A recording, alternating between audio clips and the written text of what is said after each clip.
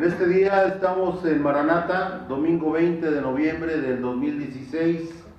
Este día es muy hermoso porque estamos escuchando la palabra de Dios. Todos los días que escuchamos la palabra de Dios son muy hermosos. En este día vamos a predicar la voz de Dios. El Señor ha hablado desde el principio de los tiempos. Desde Génesis ha estado hablando, diciendo su palabra maravillosa, y esa palabra es de poder. Con ella creó todo lo que existe. En Juan 1:1 leemos que Dios habla y dice ahí claramente que el verbo era Dios, y sabemos que el verbo es Jesucristo. Amén. Nosotros aquí en este momento vamos a orar, vamos a darle gracias al Señor. Vamos a ponernos de pie, vamos a orar, vamos a darle gracias al Señor por estar en este lugar. Gracias, Señor. Oramos en este día por aquellos que están y los que no están, pidiéndole a usted, Señor Jesús, que toque sus corazones y que usted, Señor, a través de su hermosa palabra, Padre mío, usted puede mover montañas, puede hacer todo lo que usted quiera, puede rehacer todo lo que está deshecho, puede reanimar, revivir a los muertos, tanto física como espiritualmente. Sabemos que con su voz, Señor, usted se ha manifestado a través de los siglos, y en este día vamos a hablar de eso, Señor, del poder de su voz, del amor que hay implícito en ese poder, porque no es poder nada más por poder, es poder con amor, que es lo más extraordinario de usted. En la tierra se conocen dioses, según ellos, que son vengativos. En las culturas escandinavas se habla de dioses que se convierten en animales, en la Italia, en la Grecia antigua, y que poseen mujeres. Usted no, Señor, usted es un Dios santo, es el único que existe, y a través de su palabra solamente se puede manifestar amor hacia todos sus hijos. Gracias, Padre Santo, por esa voz hermosa que se ha escuchado a través de los siglos y que ahora, Señor, aquí está en su Biblia, Señor, y esa voz nos guía, con su Santo Espíritu se nos guía, Señor Jesús. Gracias, amado Padre. Le damos las gracias porque sabemos que usted está con nosotros, porque dice su santa palabra: donde hay 2 o 3 congregados en mi nombre, ahí estoy yo en medio de ellos. Sabemos que usted está aquí con nosotros. Sabemos que usted conoce todo lo que tenemos en nuestro corazón. Sabe usted que nos duele, que nos alegra, que nos entristece en suma manera, pero sabemos que todos, si ponemos nuestra fe en usted, Señor Jesús, por la fe viviremos, como decía Habacuc en el 2:4 de Habacuc. Ahí dice claramente que el justo por su fe vivirá. Y nosotros creemos en usted y sabemos que no hay problema que no pueda resolver. Por eso ponemos a todos nuestros hermanos y hermanas que no estén aquí y que tienen problemas en su vida, que usted los va a restaurar por el poder de su nombre, Señor Jesús. Amén. Bueno, vamos a empezar, tomen asiento. Vamos a empezar. Entramos en la palabra en Isaías 42:1. 42:1. Amén. Si lo buscan, por favor. 42:1. Dice la palabra de Dios: He aquí mi siervo, yo le sostendré, mi escogido, en quien mi alma tiene contentamiento. He puesto sobre él mi espíritu, él traerá justicia a las naciones. No gritará ni alzará la voz, no gritará ni alzará su voz, ni la hará oír en las calles. No quebrará la caña cascada, ni apagará el pabilo plumeare. Por medio de la verdad traerá justicia. No se cansará ni desmayará hasta que establezca en la tierra justicia, y las costas esperarán su ley. Así dice Jehová Dios, creador de los cielos, y el que los despliega, el que extiende la tierra y sus productos, el que da aliento al pueblo que mora sobre ella, y espíritu a los que por ella andan. Yo, Jehová, te he llamado en justicia, y te sostendré por la mano, te guardaré y te pondré por pacto al pueblo, por luz de las naciones. Él está hablando de Jesús, del Cristo. Amén. Para que abran los ojos de los ciegos, para que saques de la cárcel a los presos y de casas de prisión a los que moran en tinieblas. Yo, Jehová, este es mi nombre, y a otro no daré mi gloria, ni mi alabanza a esculturas. He aquí se cumplieron las cosas primeras, y yo anuncio cosas nuevas. Antes que salgan a luz, yo os las haré notorias. El Señor aquí está hablando de lo que hizo Jesús, de lo que iba a hacer Jesús y lo que va a hacer en la segunda venida. Aquí habla de las dos estancias de Dios, de Jesús en la tierra. Amén. Es hermoso entender esto y comprender que el Señor dice que en el 6 dice claramente: yo Jehová te he llamado en justicia y te sostendré por la mano, te guardaré y te pondré por pacto al pueblo, por luz de las naciones. El Señor dice claramente, ahí no dice nada más Israel, habla de todas las naciones. Él no hace acepción de personas, Él simple y sencillamente dice que todos podemos tener ese regalo del Señor. Y habla ahí de cómo el Señor va a abrir, su siervo, que es el mismo Cristo, va a abrir los ojos de los ciegos, va a sacar de la cárcel a los presos que están injustamente en la cárcel, y lo hace. Amén. Cuando los apóstoles son tomados presos, Él los saca con sus ángeles, los saca de las cárceles a Pablo y a Silas, recordamos esa parte de la Biblia. Y también dice, y de casas de prisión a los que moran en tinieblas. Hay gente que está en tinieblas y son prisiones, pero son prisiones personales. Y eso es lo que dice el Señor. ¿Y cuántos no estaban en tinieblas y el Señor ya los ha sacado? Eso se vivió cuando vino Cristo acá a la tierra. Amén. Nosotros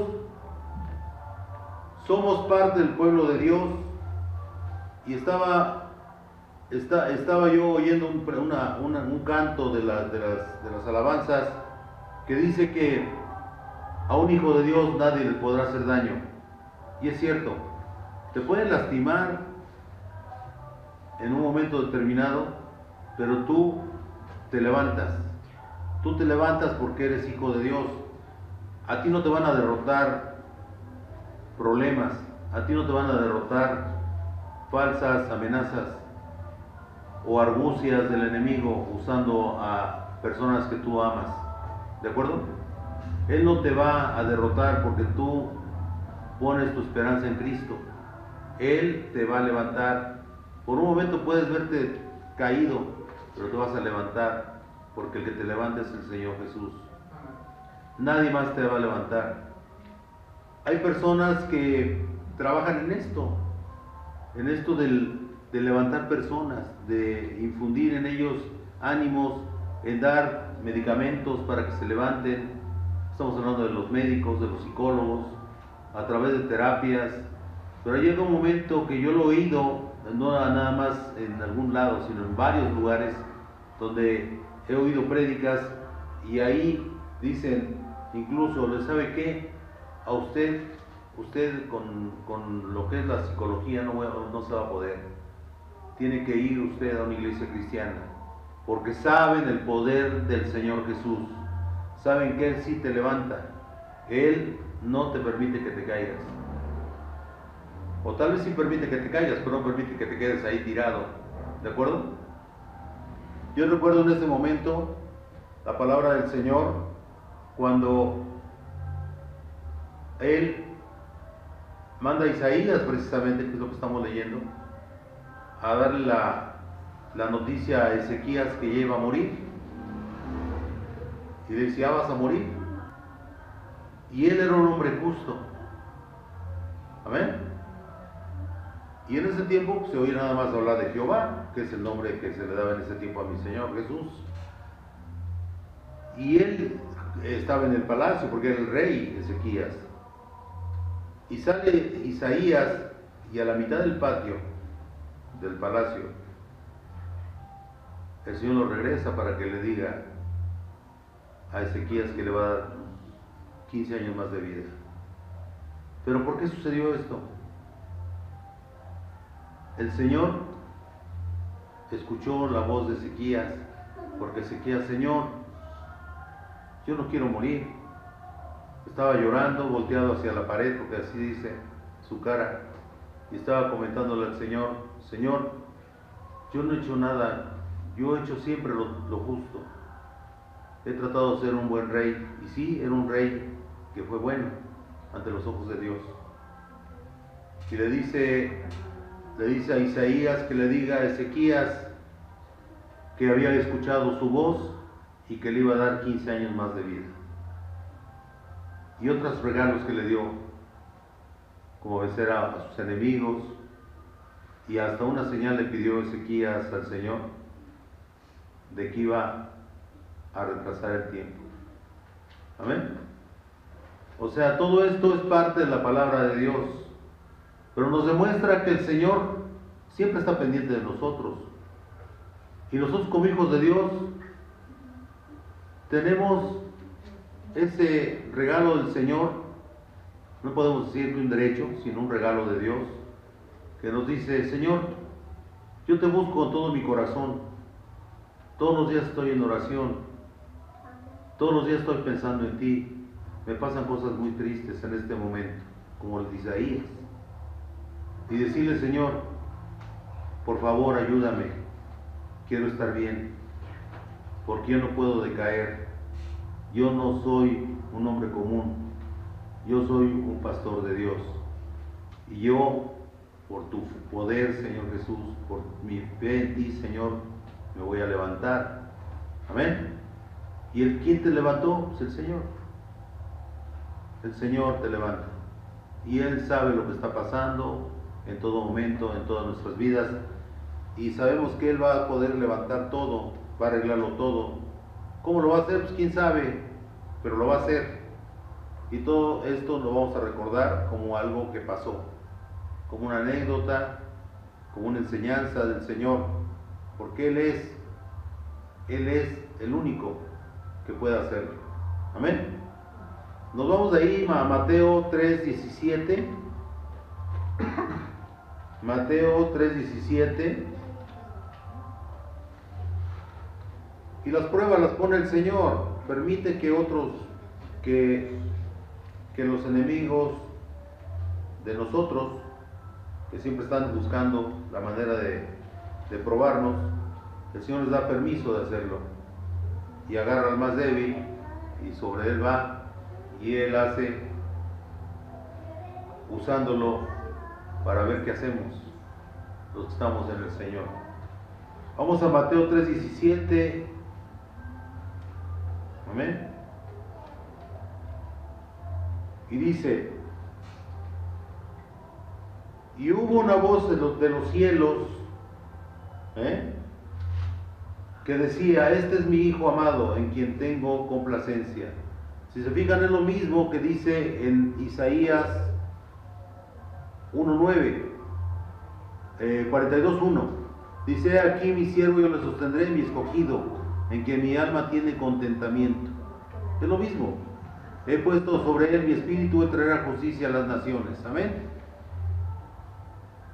Es la voz de Dios, y la voz de Dios dice siempre, marca siempre a sus hijos, y aquí con más razón si es su hijo, si él es el que estaba poniendo a ese varón hermoso en la tierra, siempre lo respaldó, pero tenía que cumplir con su misión en la tierra. Pero ya estaba todo anunciado desde Isaías 800 años antes, 700, 800 años antes de que llegara el Señor Jesucristo. Isaías ya había hablado de mi Señor Jesús. Amén. Ese es Dios. Ese es el Dios que tenemos nosotros. Vamos a Mateo 12. Amén. Mateo 12.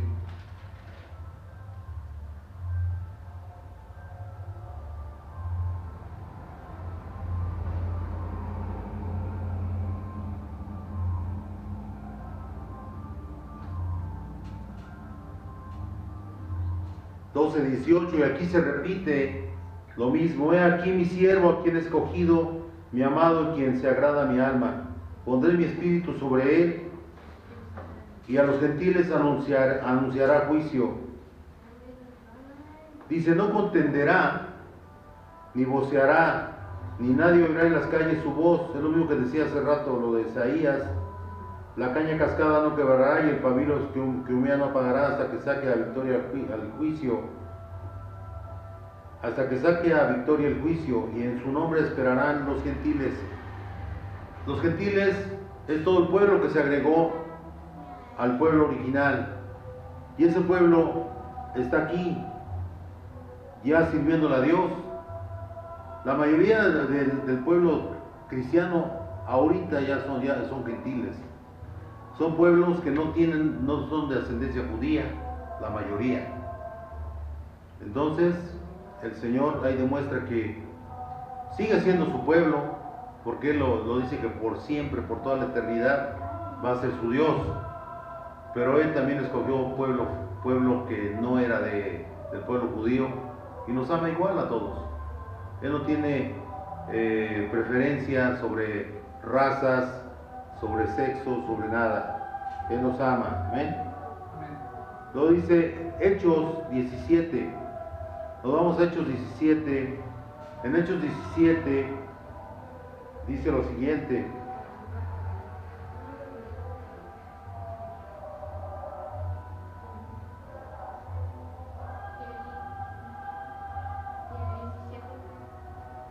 Ahorita.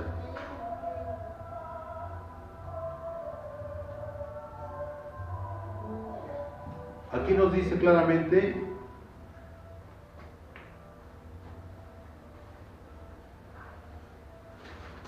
Hechos 17, ahorita, Hechos 17, 24. A ver, ahorita, a ver si es que estaba leyendo, lo que pasa es que quiero ver.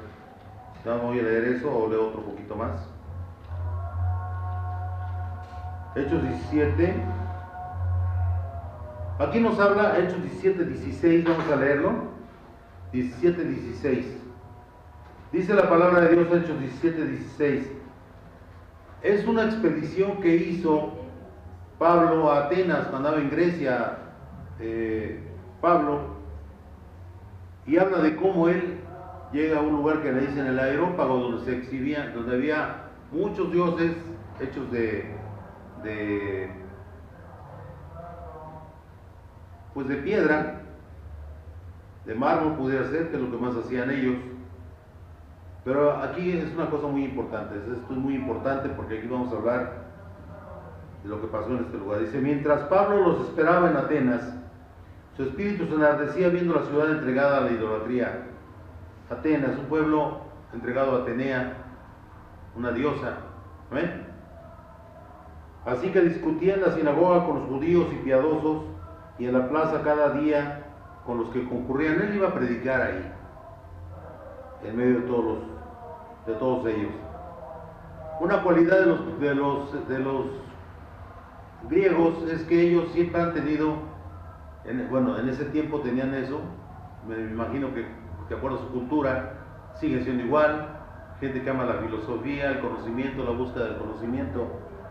Y si algunos filósofos de los epicúreos y de los estoicos disputaban con él, y unos decían, ¿qué querrá decir este palabrero? O sea, porque oían que estaba hablando, palabrero le decían. Y otros, parece que es predicador de nuevos dioses, porque les predicaba el evangelio de Jesús y de la resurrección. Ahí está, le estaba predicando del Señor. Y tomándole, le trajeron al Areópago diciendo, ¿podremos saber qué es esta nueva enseñanza de que hablas? Pues traes a nuestros oídos cosas extrañas. Queremos pues saber qué quiere decir esto. Es importante esto. En otros lugares te rechazan, pero los griegos no. Los griegos querían saber de qué se trata. Yo quiero saber qué pasa aquí. ¿Amén? Es un pueblo que le gusta conocer y saber y aprender. Porque todos los atenienses y los extranjeros residentes ahí en ninguna otra cosa se interesaban, sino en decir o en oír algo nuevo. Querían conocer y más y más. Entonces Pablo, puesto en pie en medio del Areópago, dijo: varones atenienses, en todo observo que sois muy religiosos. El Areópago es un lugar abierto, como se acostumbraba en los teatros de ese tiempo. Entonces él estaba en medio de eso, en medio de muchas imágenes de dioses, pero había una diosa grandísima de 30 metros de altura, y seguramente hasta bajo la sombra de la diosa, él estaba predicando al Dios vivo. ¿Ven? Por eso cuando nosotros prediquemos, no importa dónde estemos, porque la palabra de Dios se debe de transmitir. Él nos dejó en Marcos 16, nos habla claramente y nos dice: id y haced discípulos a todas las naciones. Id y haced discípulos. Él no dice específicamente a alguien, él dice a toda su gente. Todos los que sabemos o conocemos del Señor tenemos la obligación de hablar y obedecer al Señor. Es un mandamiento de Dios para todos. Amén.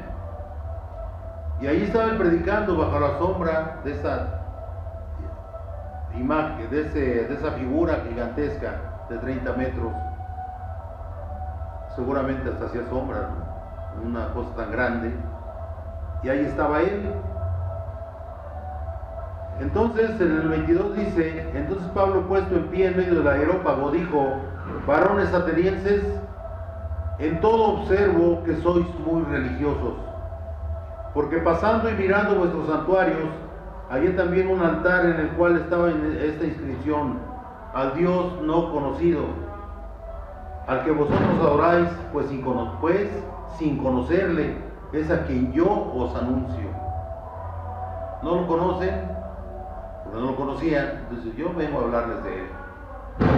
Entonces claro que atrapó la atención de ellos. Pero ¿quién estaba hablando a través de la boca de Pablo? El mismo Dios. Amén. Porque Dios lo que quiere es que hablemos de él. Por eso dice uno: la voz de Dios podemos ser nosotros. Amén. Porque estamos hablando de él y él nos usa como usó a Pablo aquí. ¿De acuerdo? Por eso es que el título de esta predicación es la voz de Dios. La voz de Dios es hablar de Dios, hablar de él, de sus maravillas, pero sobre todo de su amor hacia nosotros. Y nosotros no podemos dudar que el Señor nos ama, porque estamos aquí, estamos vivos, estamos con voz hablando de él. Y el que habla de Dios nunca va a ser derrotado, como decía el canto ese. Nunca. Podremos llorar, podemos sufrir en algún momento, pero no estamos derrotados. Somos seres humanos, tenemos sentimientos. Lloramos porque tenemos problemas, lloramos porque tenemos penas, pero eso nos va a hacer caer. No puede caer un hijo de Dios, porque el que está dentro de él es el que lo levanta. Amén.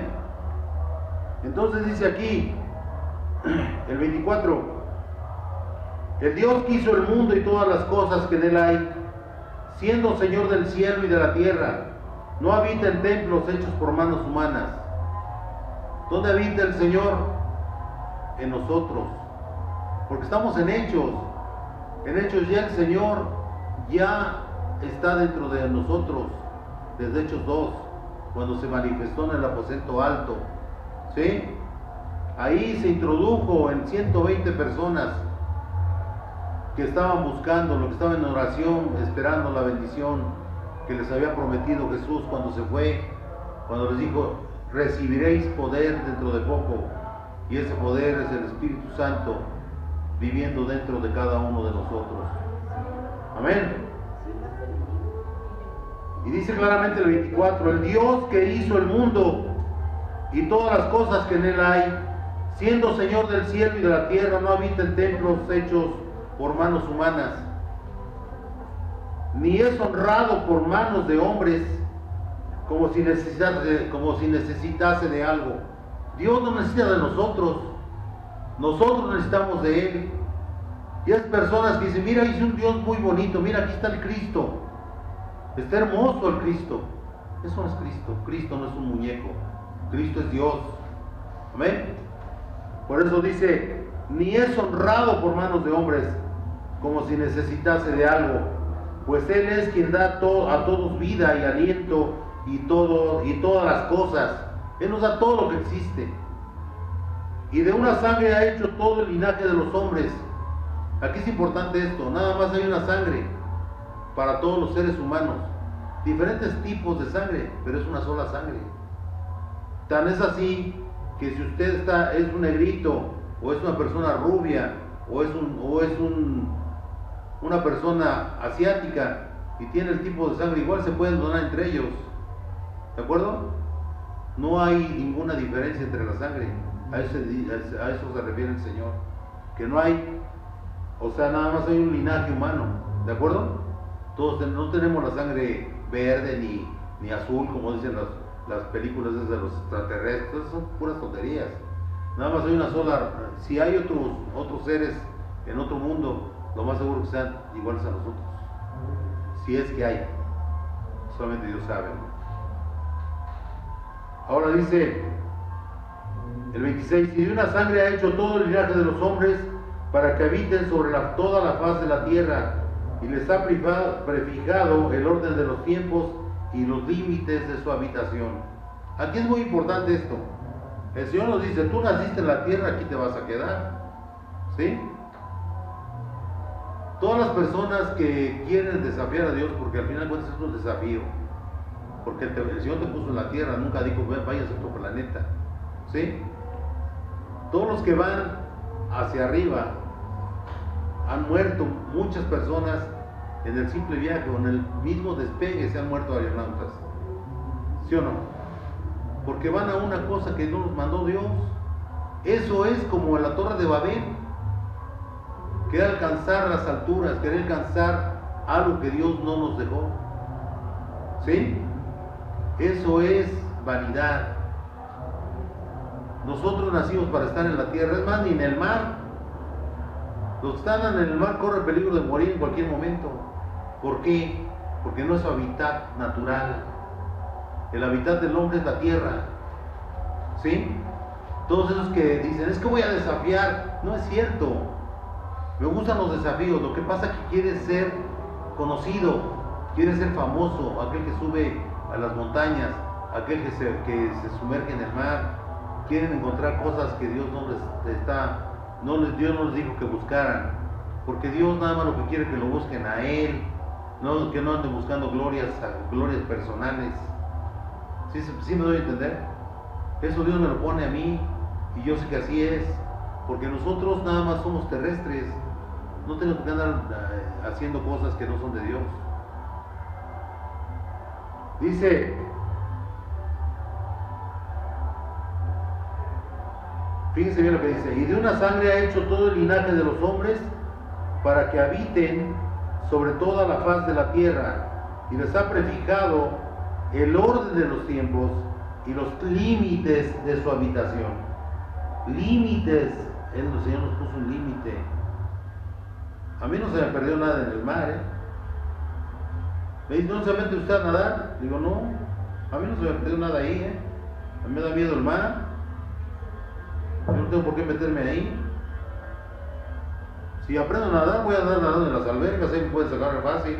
Pero en el mar, yo no nado en el mar. De por sí no sé nadar, pero de todos modos no es el límite que me puso mi Señor. Mi Señor puso la tierrita y yo ando caminando seguro en la tierra. ¿Ven? Y luego dice el 27, para que busquen a Dios, fíjense bien, nos puso el límite, ¿para qué? Para que busquemos a Dios. Dice el 27. Es muy interesante este versículo. Dice, para que busquen a Dios, si en alguna manera, palpando, puedan hallarle, aunque ciertamente no está lejos de cada uno de nosotros. Dios está aquí, entre nosotros. Dios está dentro de nosotros. Y luego aquí lo hermoso de esto es esto. Porque en Él vivimos. Vivimos en Dios, porque Dios es todo. Dios abarca todo lo que existe, lo que se puede ver y no ver. Porque en Él vivimos y nos movemos y somos. Él nos da existencia al estar viviendo en Él. Como algunos de vuestros propios poetas también han dicho, porque el linaje suyo somos. Nada más hay un linaje, el linaje humano, y somos creación del Señor. Siendo pues linaje de Dios, no debemos pensar que la divinidad sea semejante a oro, o plata, o piedra. Fíjese bien. Si nosotros somos linaje de Dios, ¿cómo es nuestro Dios? Es un ser vivo. Amén. Pero es un espíritu. Él no es, dice aquí claramente, siendo pues linaje de Dios, no debemos pensar que la divinidad sea semejante a oro. No, Dios no es oro, no es plata, no es piedra, dice. No debemos pensar que la divinidad sea semejante a oro, o plata, o piedra, escultura de arte y de imaginación de hombres. No, Dios no es nada de eso. ¿Sí? Dios no es oro, lo invitaremos ahí. Una figura de oro, ese es Dios, como lo hicieron los hebreos cuando subió al monte Sinaí, cuando subió Moisés. Ellos querían un Dios que viera, no habían entendido a Dios. No es escultura de arte ni imaginación de hombres, pero Dios, habiendo pasado por algo los tiempos de esta ignorancia, ahora manda a todos los hombres en todo lugar que se arrepientan. Lo que quiere el Señor es que se arrepientan, por cuanto ha establecido un día en el cual juzgará al mundo con justicia, por aquel varón a quien designó, dando fe a todos con haberle levantado de los muertos. Él lo levantó de los muertos, Él se levantó solo. Porque Él cuando dijo, les decía a ellos, varias veces les dijo a los apóstoles, es necesario que yo muera, que sea sacrificado, y al tercer día resucitaré. Estaba dando la palabra de poder, y con esa palabra de poder estaba decretando lo que iba a pasar, ¿sí? Al estar diciendo, al tercer día resucitaré. Entonces él sabía que por la palabra misma, aunque pues su cuerpo no pudiera hablar, ya estaba dada la palabra para que al tercer día se levantara de los muertos. Amén. Y luego dice, el 31 es muy claro, dice, por cuanto ha establecido un día en el cual juzgará al mundo con justicia, por aquel varón a quien designó, dando fe a todos con haberle levantado de los muertos. Pero cuando oyeron lo de la resurrección de los muertos, unos se burlaban y otros decían, ya te oiremos acerca de esto. Y así Pablo salió del medio de ellos, mas algunos creyeron. Ese es el punto. La mayoría se fue. Dice, mas algunos creyeron, juntándose con él, entre los cuales estaba Dionisio, el Areopagita, y una mujer llamada Damaris, y otros con ellos. O sea, la palabra nunca regresa vacía. La palabra siempre va a tener fruto. Y nosotros cuando hablemos del Señor, sabemos que Él va a decir qué tantos de ellos van a ser salvos, porque van a querer y a buscar al Señor. Y esto es lo hermoso de esto. La palabra dice claramente que Él nos escogió. Somos linaje divino. Y suena tal vez como algo como fuera de lugar, pero es la verdad, lo dice la Biblia. Somos linaje de Cristo, linaje divino, linaje santo, nación santa, ganada por la sangre del Señor derramada en la cruz.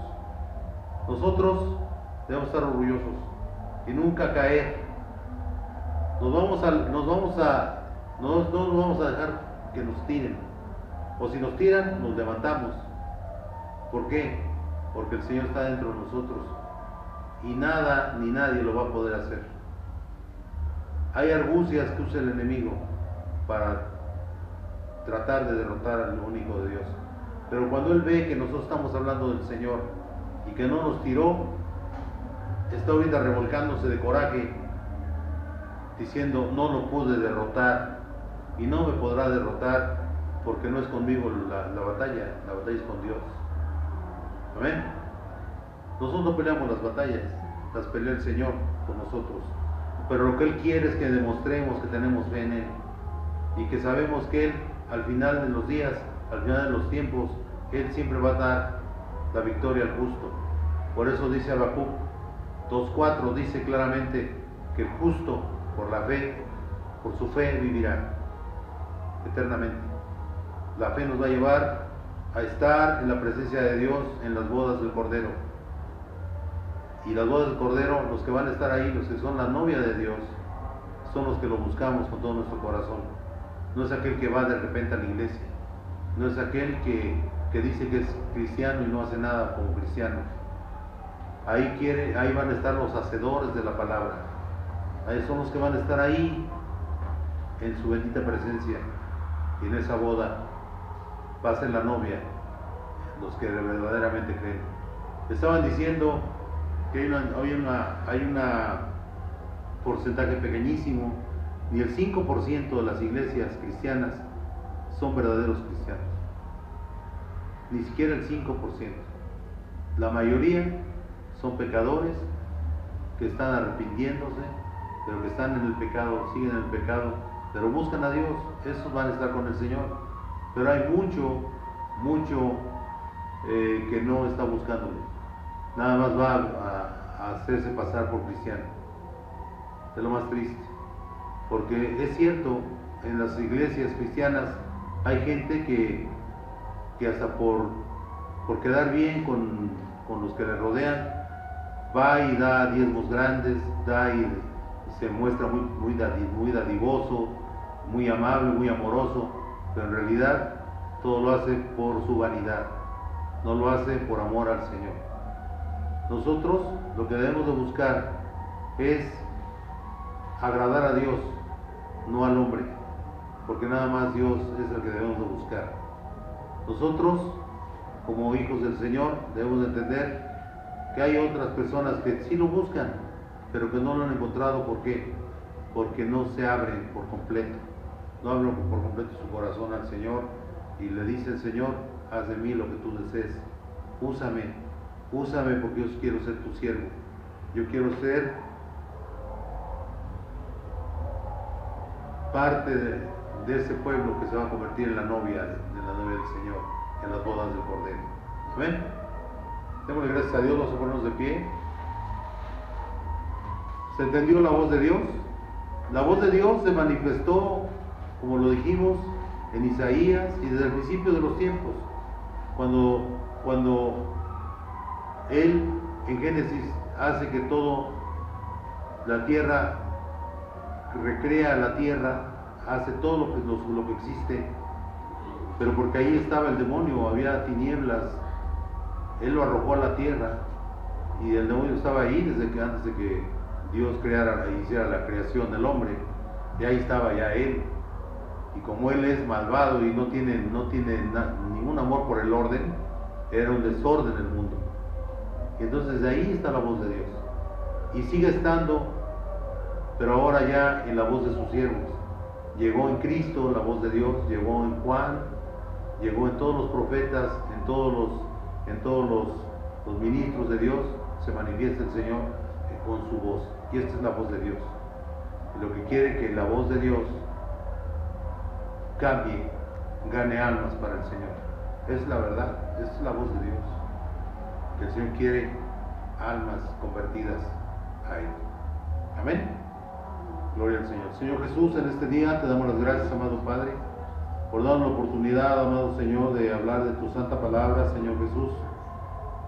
La voz de Dios, tu voz, amado Padre. Sigue usando nuestros cuerpos, nuestra boca, Señor Jesús, para hablar de ti, para que conozcan tus maravillas, Señor, para que conozcan el gran amor que tienes hacia todos los seres que has creado. Sabemos que siempre que hablamos, Señor, algo se queda en el corazón de las personas. A mí está pasando eso maravillosamente en mi consultorio. Yo hablo y hablo del Señor todos los días, por la gracia del Señor. Le hablo a mis pacientes y muchos de ellos dicen: ¿y cómo va su congregación, hermano, doctor?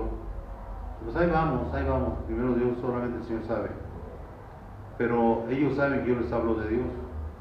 Y dice, cuando usted me despidió el otro día y me dijo que Dios lo bendiga, que mi Señor Jesús lo bendiga, a todos les digo lo mismo. Dice, yo dije, este hombre no es católico, él es cristiano. Y ahora le quería preguntar, ¿usted es cristiano? Le digo, sí, y empecé a platicar con ellos. O sea, se queda esa semillita creando el deseo de conocer. Y estoy hablando y hablando, yo evangelizo, y yo sé que todo lo que hago en mi día es para honrar a mi Señor Jesús, y yo sé que todo eso algún día va a dar fruto. Tal vez yo no lo recoja, eso no importa. Lo que importa es que se levante la cosecha, alguien lo va a levantar, porque nosotros no venimos por gloria personal, venimos para la gloria de Dios. Que Dios se manifieste en esas vidas es una maravilla para los hijos de Dios, contribuir con un poquito diario y hablar de mi Señor Jesús, porque Él lo merece todo. Dice nuestro apóstol, a Dios no le debemos mucho, a Dios le debemos todo. Qué frase, qué cierto. A Dios no le debemos mucho, a Dios le debemos todo, porque no somos nada si Él no nos hubiera creado. Amén. Bendiciones a todas las familias aquí representadas. Te pedimos, amado Padre, que obres en cada uno de ellos, en aquellos que están débiles en la fe, en aquellos que creen que son cristianos y no lo son, en aquellos que no te conocen, en aquellos, Señor Jesús, que están completamente en prisiones, como dices tú, en prisiones espirituales, Señor Jesús. Te pedimos por ellos, libéralos, amado Padre, con tu santo poder, Señor. En tu hermoso nombre, tú sabes quiénes son, Señor Jesús. Los ponemos en el hueco de tu mano, amado Padre. Gracias, Jesús amado. Amén.